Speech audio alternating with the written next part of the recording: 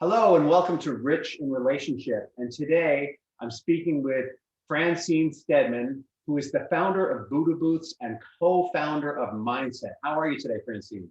I'm good, Rich. Thank you so much for having me today. I'm so glad that you could make it. Great thing about a pandemic, it makes people much more available. It really does, I have to say. Yeah. It's a lot easier to get from place to place or podcast to podcast, if you will, virtually. So Francine, you are an expert in mindfulness and meditation and possibly also prayer, which science shows fires up similar areas in the brain. I'm curious, what is it about your life that sort of drove this passion for what you do? So I think the story is pretty consistent over time, that sort of the necessity of something was the mother of invention. And that was the same case for me, having gone through some tumultuous times in my life and a not so pretty divorce and taking care of my 3 kids and working 4 jobs to make ends meet. One of them was a little bit over the top for me. And I hit that point of really needing a Buddha booth. And literally that was the name that came to me. And I'm like, I just need a Buddha booth. And turns out there was no such thing. So I found the the catalyst to be the necessity. And what I craved most was really just needing a quiet, safe space to be, like to sit, to decompress. And it was definitely definitely a journey, but that's really how and why I was able to bring my sort of my passion of all of the years of really believing in taking some time to sit and healing arts and things to create a space for people to really enjoy that downtime. I both have empathy and love that. I love that out of your own struggle and pain came something, sort of blossomed this idea where you can help other people through Buddha booths and through the work that you do. And a lot of our listeners, actually all of our listeners, tend to be parents who are struggling in some way. They might be getting divorced, they might be divorced, or they might be together and just trying to keep all the balls in the air. Or wishing they were divorced. Well, I think in every relationship, there comes this is kind of how relationships go in my experience of the people that I work with. People fall in love and it's like, it's awesome. And it's passionate and great. And the other person is the answer to everything. And they feel like more than they are when they're in the presence of that person, or maybe they feel really who they actually are. They're more than they think they are in the presence of that other person, whatever it is. Then they have kids and it gets real. And people start leading kind of these parallel lives. And at that point, the marriage part becomes less on the top. And that's when the questions come up, and that's when happens. Yeah, and I think what happens too, I think people really feel like their single person of who they are is expected to be who they are when they're a parent in the relationship.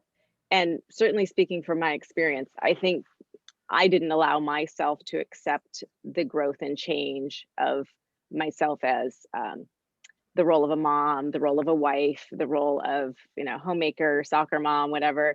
And so I had these false expectations of myself and needing to be this particular person that I was, when we were dating or courting. And I think I've seen that pattern in a lot of people in a lot of relationships. So I know we're trying to deviate a little bit. No. It all works because, what that brings up is, I think for everyone, especially when you're in a relationship, there's this tension between who you are, who the relationship presents you as, and then who you are as an individual. And it's sort of key to preserve both, right? I mean, it's having that sense of who you are as an individual and who you are as, a conjoined. The other piece of the relationship, but then also, as you mentioned before, the kids come along, and then who are you as the parenting partner versus the romantic partner versus, the new types of friends that you have because you're a parent. It's a totally different, completely different than the friends you might have had alone when you were in high school or college. Yeah, very, very different.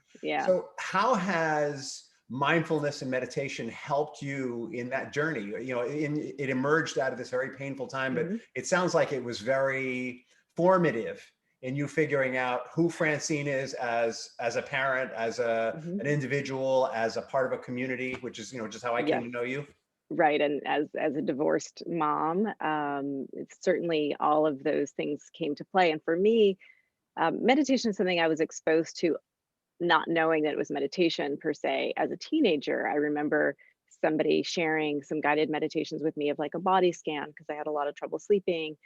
And it wasn't until after I got divorced and I'd been going through a lot of trauma and had some bad things happen to me in my life. And I kind of hit that point of meditate or medicate.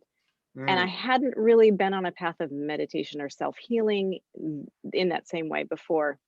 And so I had a friend who sort of led me to a few resources and took me to a meditation group. And it was just something that really resonated with me. And I was exposed to sort of somewhat of a, we'll call it the new agey group of practices as well. And I was drawn to certain aspects of it. I learned to practice Reiki and loved that experience. I still love doing healing work with people, but having the opportunity to choose a path of self-healing versus self-destruction was really, really powerful for me. And it was before all of the apps out there, but yet there were people that were putting podcasts out of meditations. And I was trying to find things to help me sleep. I was trying to find things to help me with anxiety.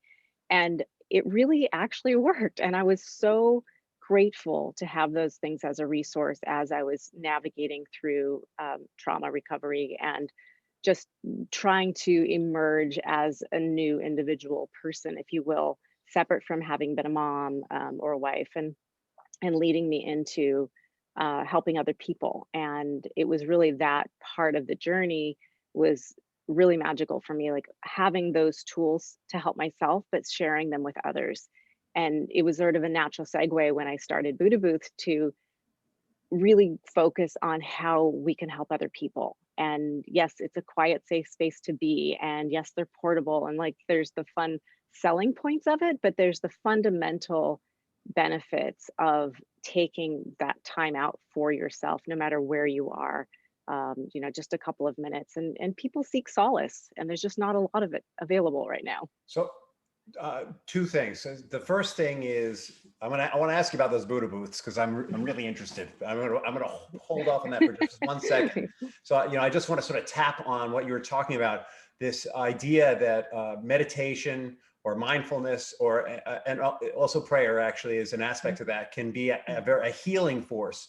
And just for the listeners, you know, the brain science shows that when we've been through trauma or stress, you know, our amygdala tends to grow. That's the part of our brain that's always looking for danger, and it's always talking. Like it's always like talking about, Sure. It's either talking about something you just did, like, oh my God, I can't believe I said that. Is that going to come back to get me? Or it's talking about oh my God, I have an interview with Francine. I hope it's going to be okay. Right? It's always wait, talking. the other way around. Yeah. And so it was created originally, or it evolved originally to be like looking for tigers, but we don't have a lot of tigers anymore. So now it does this. And when we've been through a really traumatic experience, that part of our brain is super active. So the studies show that when we practice mindfulness, meditation, prayer, it takes us out of our amygdala. And the studies are like magnetic studies of the brain of people actually meditating. And it takes us to a whole nother part of our brain that's much more rational.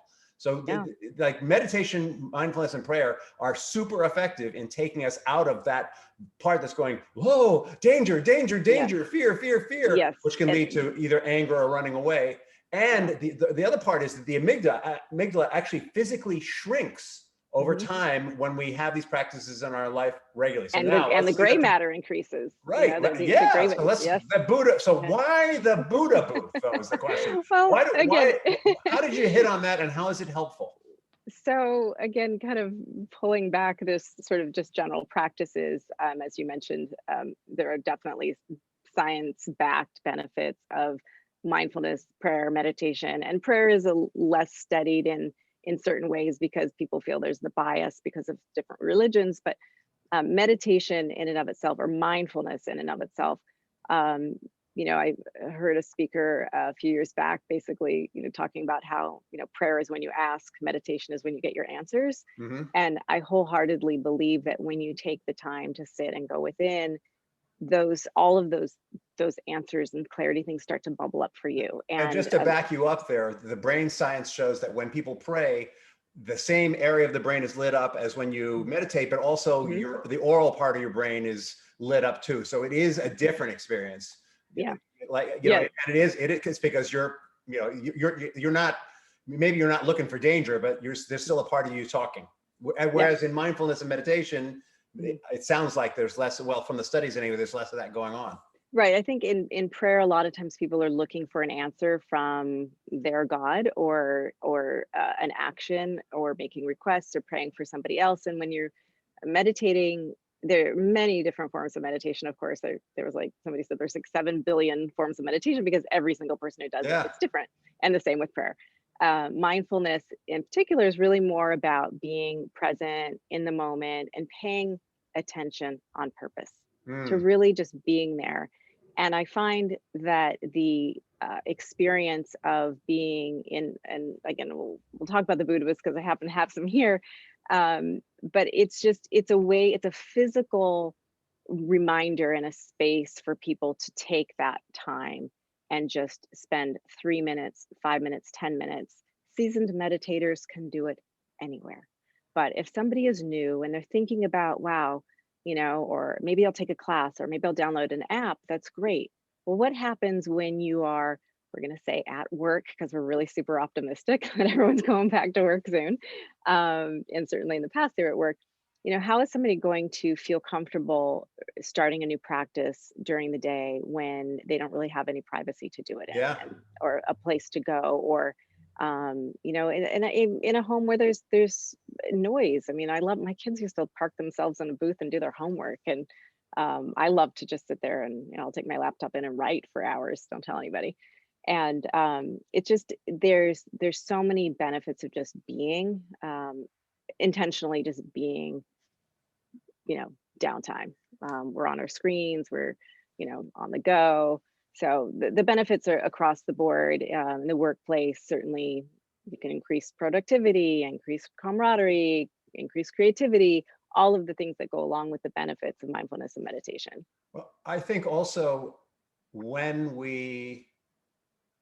having had a pretty hardcore meditation practice most of my life, Mhm. I can safely say that there can be a safety aspect to it.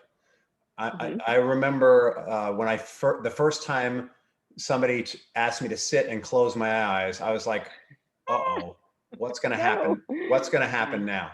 And Yeah. so I could very easily see how if I were in an enclosed space, Mhm. that I would have felt safer, because I would have known that, all right, I'm surrounded. And that may Yep. sound silly, but I think Not at all. it's about Well, if it goes back we're to going to what you stop just, our amygdala from chattering, yes, I was gonna say, you it need to just goes feel back to what safe. you just said. Exactly. Like there's no fight, flight, or freeze when you know that you're sort of enveloped in a safe space where you're not being watched. You're not being, it's very, very quiet in there, but it's not so soundproof you wouldn't know what's going on around you. It's really just a way to, it's quiet, it's soft, it's dark. And just like when we were kids, we built blanket forts. Who didn't like throw a blanket over the table and, hide underneath, or the beds or whatever, because it's the way to make us feel safe and comfortable, and just by the physical environment. And some people don't like to be with themselves so much. So Mhm. it might not be as good, which is why having guided meditations are really helpful, or listening to therapeutic music and things like that. Those are good tools for people who don't want to sit by themselves. Yeah. So speaking of guided meditations, I'd love to hear more about your Mindset project that you've co-founded. So I had, the good things that came out of COVID would be, that I was extremely burned out and I really needed a break. So although we had a ton of orders canceled because of it, I was really grateful to have the downtime. And with that downtime came an opportunity for creation and collaboration with a friend of mine, Kristen Westbrook, who is the founder of Calm City, which is a mobile meditation studio here in New York. So we were kind of dabbling at working together anyway, sort of working side by side, looking to do some projects and share clients before. So with the shutdown, it gave us the opportunity to create some self-care workshops that we call rest shops. And essentially, Kristen is very well trained as a meditation instructor. I, on the other hand, am not the slowest person. I like to get myself slow to really facilitate the meditations. So my specialty is really teaching people sort of simple tips and tricks on the go. So we're working with doctors, we're working with the social workers and psychologists that are helping the teachers right now throughout this whole time. And we're working with a number of staff members at universities to give them small bits of things like a box breath. I'm not sure if you're familiar with the box breath, but it's, inhale for 4, hold for 4, exhale for 4, hold for 4, inhale. So we teach that, the box. And I love to teach word meditations, if you will, or affirmations. So you pick a word, I am love, I am peace, I am joy, and recite it. So those are the things that we kind of combine in our rest shops. So we've got the meditations that Kristen can take people through, body scans, loving kindness, different. So we have a series of them. And we bring the sort of the energy and collaboration to work with people in the group with group exercises. And then I'll show you the other part of what we came up with. And so with the rest shops, we realized that people needed a little bit something more tangible. And just like I feel that the Buddha booth is a great tangible reminder in a workspace or hospital or somewhere for people to practice what they're learning, but we decided they needed some tools. So with that in mind, we created a Myndset, which I'm not sure, it's probably upside down. I could probably turn it over the other way. But it's clear. So self-care and mindfulness tools in a box. And it's everything from like scalp massager, which is like one of my absolute favorites. This will make you tingle forever. And when someone else does it, it's even better. We have a journal. It's like a 90-day journal that gives you prompts every day, like for your gratitude, and mindfulness cards. So we've got different things you can do for that. We have incense. We have some books, which are fabulous, candles, little word stones, inspirational things, and just a collection of fun things that really can facilitate the practice of like beginning practices of mindfulness or meditation, and inspire people. You can I make a picture for that box you just showed us? Absolutely. Yeah, I'd like to make a pitch for that because the contents are great. Just actually, so this is the first time I'm seeing this, but all the studies in positive psychology show that if you want to have an increased sense of well-being, on the list are, of course, mindfulness, meditation, prayer, but also journaling. If you journal 4 times a week, that increases your sense of well-being. Also, if you write 5 things that you're grateful for, 7 times a week, which, you've got both of those elements in there. But I also want to make a pitch for affirmations, which I used to think were really goofy. Like first I got into them, I was kind of new age guy myself, and I thought, oh, affirmations, they're so cool. And then I was like, what the heck am I doing this for? But now as a professional, I'm really come to respect my unconscious mind. So we all got, 80 or 90, beautiful mug, by the way, 80 or 90% of us are totally unconscious, and it's programmed. So what I've come to finally embrace in my ancient times is that when we do a meditation with an affirmation, we're basically giving a message to our unconscious mind, so whatever messages we might have received as a child, you're stupid, you're ugly, or, any kind of negative thing that our parents might have unconsciously. I'm brilliant, I'm friendly, I'm right. Yeah, you can reprogram change that dog. It's not like we're stuck with that forever. Well, those original things may be present, but they don't have to be the only thing. So I love what you're talking about here. But in terms of stuff that I would offer my clients, that box is the bomb. Exactly. And that's, sorry, we pat ourselves on the shoulder, but we just feel like it was the right collection of things. And I was looking for my other favorite besides the scalp thing. We have a scented sanitizer spray. So it's like a mask sanitizer. So you can spray your mask. peppermint or Oh, lavender. my And I mask have to smells tell so you, bad. I got to tell you, I'm hooked on these things. So, we're doing everything, all of our fulfillment and shipment and stuff out of our office here in Westchester. Yeah. Oh, And how it's do just, people find you? I keep meaning to ask that question, it's and I get okay. excited about what you have. So, how do they find the Buddha booth? How do they find Mindset? How do they find the mind? Everything, all the other stuff. So we're Yeah. working on a consolidated website, but for now we have buddhabooth.com, and it's Mhm. BUDDHA booth. So buddhabooth.com, although I think if you misspell it, it'll still go there. And we have mindsetting.com, MYNDSETTING. That I think is on here. Let's see. Does it Yes. show? It does. So mindsetting.com, and Kristen is calmcitynyc.com. So the Buddha Booth site, we actually put a banner up that can take you to mindsetting.com for people, because we had sort of a holiday rush of things and people were trying to find mindsets. I'm like, wait, they're like, just no Buddha Booth. So we're looking at sort of creating an overarching, I guess, brand suite, if you will, where everything is sort of integrated and connected, because we've got, sort of our individual businesses, and now we have our joint business, but it's all integrated. So, we're working with some Mhm. hospitals that is like, okay, they want the workshops, but they want the mindsets in their gift shop and for their doctors, and then they want the Mhm. booth. So we're pulling that all together. So I can Great. certainly be easily reached on LinkedIn, and Francine at buddhabooth.com is an easy way to get me too. Awesome. Yeah, we'll make sure all of that information is in the notes for this podcast / video blog, whichever edition you're listening to or watching. Great. And I'm sort of fascinated by the Buddha booth. I live in a house with a lot of people, and I share my bedroom and I share my office. And I am often wondering, where am I going to have my time for my practices? And I think that if you're living, I know that these are your best location for these in terms of overall sales has probably been corporate settings, which is on hold for now. But I'm just going to say that if you're living in a home like mine, a Buddha booth might not be such a bad thing for you. We definitely have private clients. We do have people who have them in their homes or travel with them. We have some clients who still travel and take them to their events and You can travel backstage. with your Buddha booth?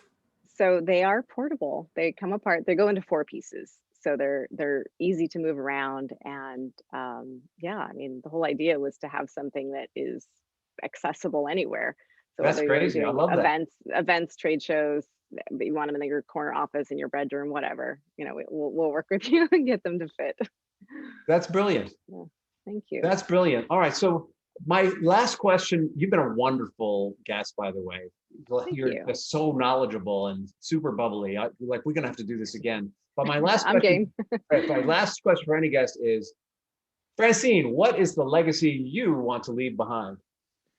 I would like to leave behind, other than gazillions of dollars, um, I would love to have my children remember me as somebody who made um, quiet and quiet, safe spaces and mindfulness accessible to many. So I want to be known as somebody who really lived their lives helping others feel good. The mother of mindfulness. I love it. You could be here like your new thing on your business card. Mother of Francine mindfulness. Fit, the mother of mindfulness.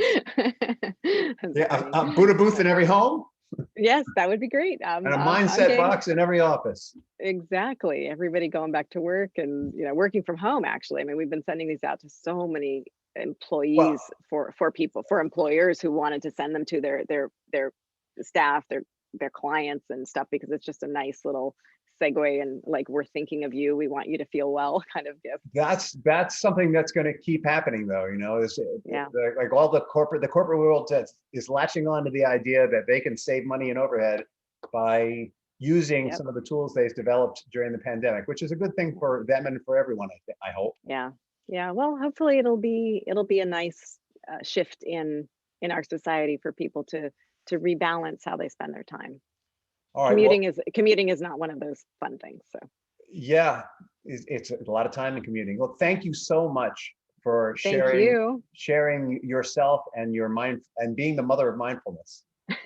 Thanks, Rich. I really appreciate being here. Okay. Thanks a lot.